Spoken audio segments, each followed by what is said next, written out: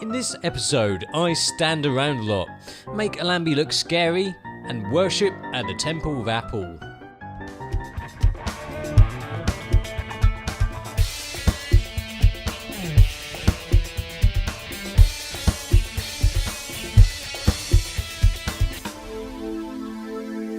So today we're doing long exposures, really handy if you don't like doing short exposures. Oh, let's take out this. So much more than before, but yet at the same time so much less. Oh, that's how much money Apple make. Need that. Oh. We're doing long exposures today. So, yeah. Anyway, the first one you can try out with long exposures is using it to smooth out the sky, the clouds, rather, or the sea.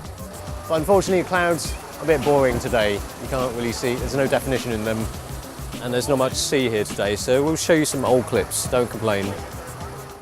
Long exposure captures the motions of things like clouds and the sea to create an effect that looks unreal. You need a long exposure because the clouds and the sea don't really move around that much. You can do the same with people, but you don't need such a long exposure for this. So for long exposures, what gear do you need? You need a bloody camera, of course, and a lens, and also a tripod. You need a good solid tripod, not a shitty one. When you test tripods out, maybe you should kick footballs at it to test if it's really that solid. Why do you need a solid tripod? Because otherwise that's kinetic photography. Oh, that won't fit. Oh no! It's happened all over again. How did we make the same mistake twice? It's all too easy to come unprepared, which is what we did when we wanted to take a look at long exposures last time. I didn't bring the remote. Unfortunately, I didn't bring my bloody remote. That'll make things a lot easier because I'm using bulb mode. I can just press it. But now I have to keep my bloody finger on all the time. It's going to be shaky, isn't it? Let's just stack up. Oh no, of course. Not only do I have to hold a shutter button, I have to also hold the filters in place. No filter holder remote equals bodge job. This time it's less bodgy.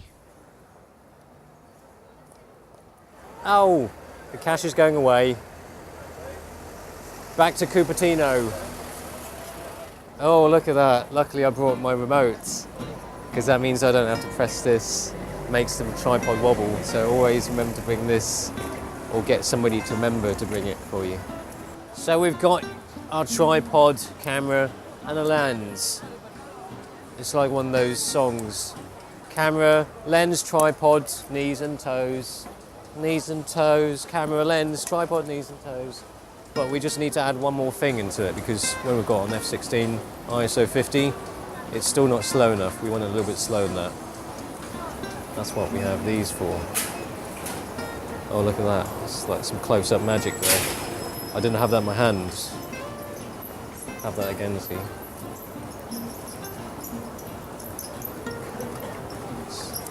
Just like that. Now this is the ultimate fanboy geekiness, taking pictures of an Apple store.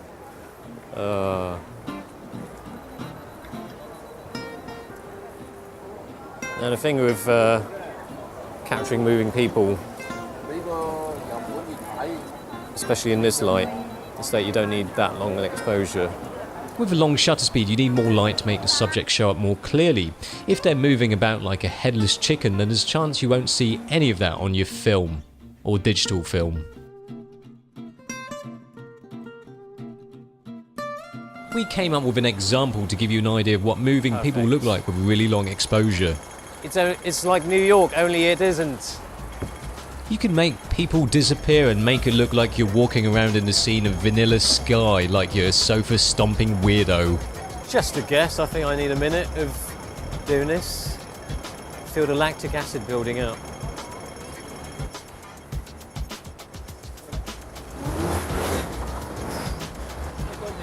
Oh.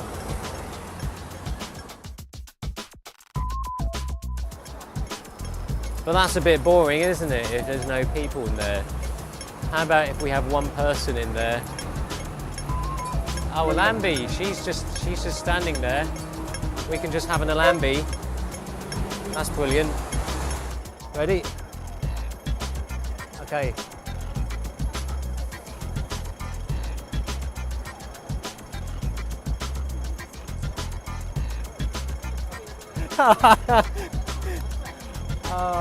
But when your exposure is in the minutes, a flash won't help much.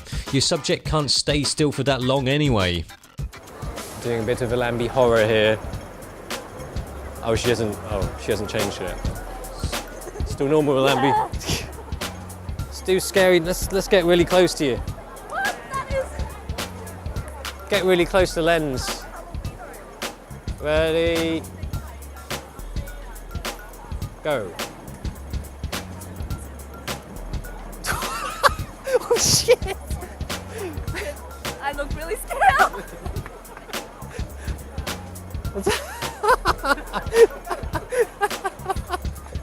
That is probably the best shot today. And on that note, we're going home. See ya.